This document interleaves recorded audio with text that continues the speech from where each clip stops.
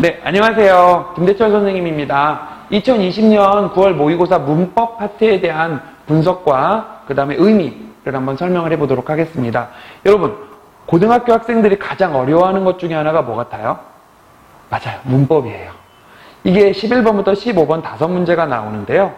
고등학교 형아들이, 언니 오빠들이 이 부분에서 가장 많이 막혀요. 문법 부분에서. 여러분들도 뭐 그러겠죠. 물론 중등부 문법이라는 게 그닥 아직은 어렵지 않아서 저는 문법이 너무 어려워요 라고 하는 중등부 학생들은 존재하지 않을 수도 있겠는데요. 고등학교에 올라가면 문법의 내용이 조금 더 어려워집니다. 중세국어도 들어가게 되고 품사나 문장 성분이나 문장의 구조나 이런 부분에서 좀 더 심화된 파트들이 들어가기 때문에 중학교 때까지는 품사와 문장 성분, 사실 문장 성분도 거의 집중적으로 배우지 않죠. 품사, 형태수하고 품사까지가 중등부 국어의 끝이에요. 그리고 고등학교에 들어가면 이제 그때서야 본격적으로 문장 성분, 문장의 구조, 문법 요소 이런 것들을 배우는데, 자, 여러분들. 그렇다고 해서 중학교 문법을 우습게 보면 안 돼요. 왜 우습게 보면 안 되는지 제가 말씀드릴까요? 여러분, 중학교 1학년 때 뭐 배웠어요? 2학년 때랑? 맞죠? 한글 맞춤법이라는 걸 배우죠? 고등학교 교육과정에서 한글 맞춤법이 없어요. 있긴 있어요. 아주 짤막하게 있어요. 고등학교 교육과정에서 비교가 안 될 정도로 자세하게 한글 맞춤법을 중학교 교육과정에서 가르쳐요. 한글 맞춤법 되게 어렵잖아요. 근데 이거를 고등학교 학생들은 잘 안 배워요. 중학교 때 여러분들은 대충 넘어가죠. 그리고 안타깝게도 학교에서도 너무 대충 넘어가요. 어렵거든요. 학생들이 난리가 날 거라서 한글 맞춤법을 어렵게 가르치지 않아요.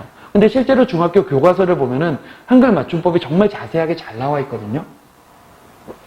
그렇기 때문에 안타깝게도 우리나라 학생들은 당연히 써야 할 한글 맞춤법을 제대로 교육받을 만한 기회를 잃어버려요. 중학교 때 배워야 되는 교육과정이라고 나라에서는 설정을 해놨고 고등학교 때는 한글 맞춤법은 당연히 배운 것이니 중학생들은 당연히 배웠으니 고등학교에 올라오면 그보다 좀 더 차원이 높다고 생각되는 품사, 문장 성분, 뭐 문법 요소, 문장의 구조, 중세국어 이런 것들을 이제 가르치는 그런 교육과정을 만들어놨어요, 나라에서. 그런데 안타깝게도 아이들은 한글 맞춤법을 중학교에서 제대로 공부한 적이 없어요. 고등학교 때 살짝 양념처럼 집어넣어 놓긴 했는데 그것도 마찬가지로 열심히 배우지 않아요. 학교에서, 그러니까 학생들의 문제가 아니라 학교에서 열심히 가르치지 않아요. 너무 어렵거든요. 자, 그런데 수능에서는 어떨까요? 그쵸? 수능이 여러분들 고3 배운 내용 가지고 문제를 내는 게 아니잖아요. 수능이라는 건 기본적으로 중학교 1학년부터 고등학교 3학년까지 이 학생이 어떤 과정을 거쳐 공부를 해왔는지를 평가하겠다는 시험이에요. 고등학교 3학년 과정을 평가하겠다는 시험이 아니에요, 여러분들. 전체 중학교, 고등학교 6년 과정을 평가해보겠다는 시험이 수능이에요, 여러분들. 자, 그렇기 때문에 자 12번에서 13번 문제를 볼까요? 한글 맞춤법, 그 다음에 문장에서의 어간과 어미, 즉 용언의 어떤 용언에서의 어간과 어미의 개념, 그 다음 단어에서의 형태수와 단어 구성 방식의 직접 구성 성분의 개념, 그 다음 한글 맞춤법의 개념, 이런 것들이 복합적으로 함께 융합이 되어 있어요. 그 모든 정보들을 다 알고 있어야지만, 그리고 나서 이 지문을 좀 길죠? 문법에서 이 정도 긴 지문이 나오는 건 좀 드문 편이거든요. 이 긴 지문을 해석을 할 수 있어야지만 두 문제, 12번부터 13번을 풀 수가 있어요. 물론 그걸 다 알면 되게 쉽게 풀려요. 한글 맞춤법 개념까지도 제대로 알면. 그런데 안타깝게도 그런 개념들을 잘 모르죠. 그리고 문법 문제인데 지문이 너무 길다 보니까 학생들이 거기에서부터 요새 흔한 말로 멘붕이라고 하는데 멘붕이 와요. 문제를 못 풀게 되는 겁니다. 자, 이 문제의 목적은 뭐겠어요, 여러분들? 단순합니다. 중학교 때부터 문법을 차분하게 잘 공부해 왔느냐. 그리고 한국인이라면 내 평가원 생각은 그런 거겠죠. 한국인이라면 한글 맞춤법은 당연히 알아야 되는 거 아니야? 그거 가지고 문제 내는데 뭐가 어려운 게 있어? 라는 생각일 텐데 여러분 실제 우리는 한글 맞춤법 잘 모르고 쓰거든요. 순댓국인지 순댓국인지도 모르고 쓰는데, 그쵸? 사실 대부분 물어보면 잘 몰라요, 여러분들. 놀랍게도 순댓국 할 때 밑에 시옷이 들어가야 되는지 안 들어가야 되는지, 왜 시옷이 실제 들어가거든요, 여러분. 실제 시옷은 왜 들어가야 되는지 그런 것들 잘 몰라요. 근데 시험은 진짜 정말 잘 많이 나오거든요, 그게. 그런 식으로 꾸준하게 중학교 때부터 맞춤법부터 시작해서 품사, 문장 성분, 용언의 어간과 어미 이런 것들을 자연스럽게 배운 학생들은 12번, 13번을 쉽게 풀 수 있겠죠.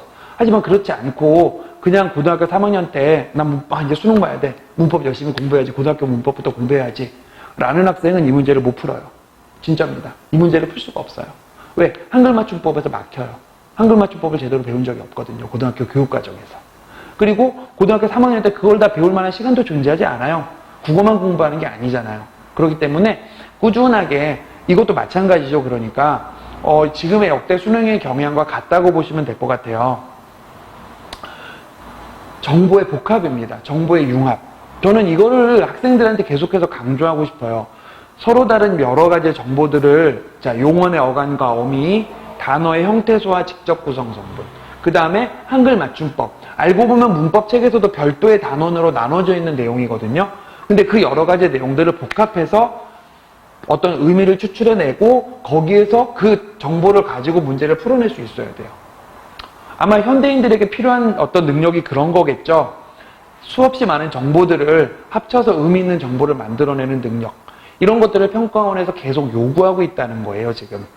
여러분들도 그런 능력을 키워야 된다는 거죠.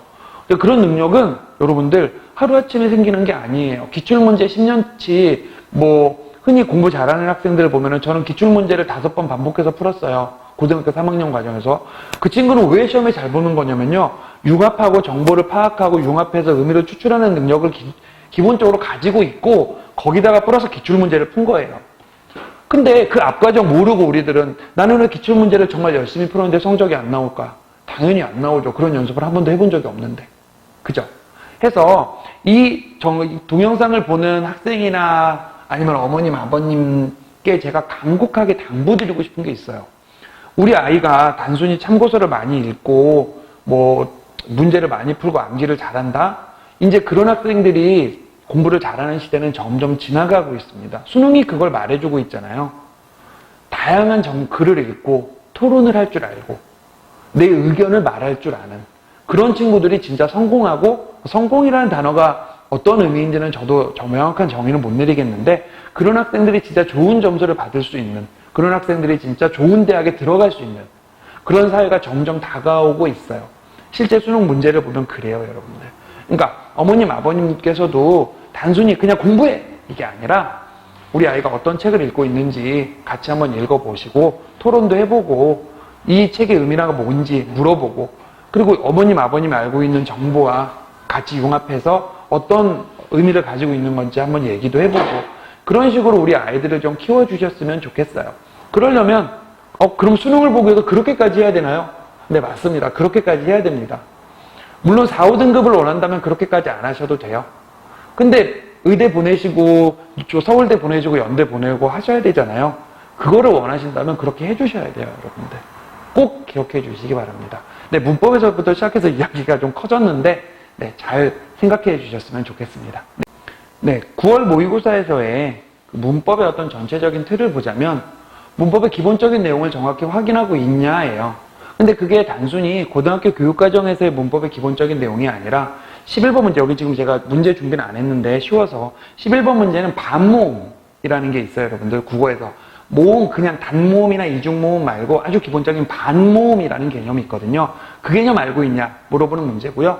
그 다음에 12번, 13번은 여기 보시면 아시겠지만 용언의 어간과 어미, 그 다음에 형태소, 그 다음 복합어, 파생어, 합성어, 그 다음에 그 단어에서의 직접 구성 성분의 개념, 그 다음 한글 맞춤법까지 이러한 정보들을 다양하게 제시해주고 있어요. 그 다음에 14번 문제가, 이 다음 문제가 14번일 텐데 품사와 문장 성분의 기본 개념 확인하는 문제였고요. 그 다음에 15번 문제가 중세국어 문제였는데 중세국어에서 성조 개념이 역대 처음 출제가 됐어요. 중세국어 성조라는 게 뭐냐면요, 얘들아. 현대국어는 말에 높낮이라는 게 없어요, 국어는. 근데 중세국어는 말에 높낮이가 평성, 상성, 거성, 입성 이렇게 4가지 종류의 높낮이가 있거든요. 그 높낮이에 관련된 문제를 출제했습니다.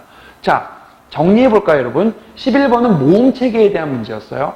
12번은 문법의 전반적인 내용을 한꺼번에 정리해서 물어봤어요.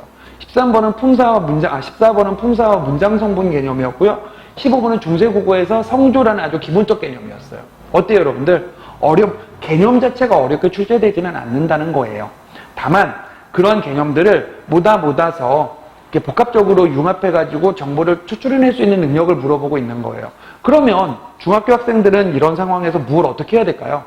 그죠? 정보를 이렇게 조합하는 능력까지는 아직 키울 수 없다 한다면 먼저 문법의 기본적인 내용을 좀 완벽하게 일단 중학교 2학년 혹은 3학년 끝날 때쯤이면 고등학교 수준까지 문법의 기본적인 내용을 완벽하게 알고 있어야 된다는 거예요.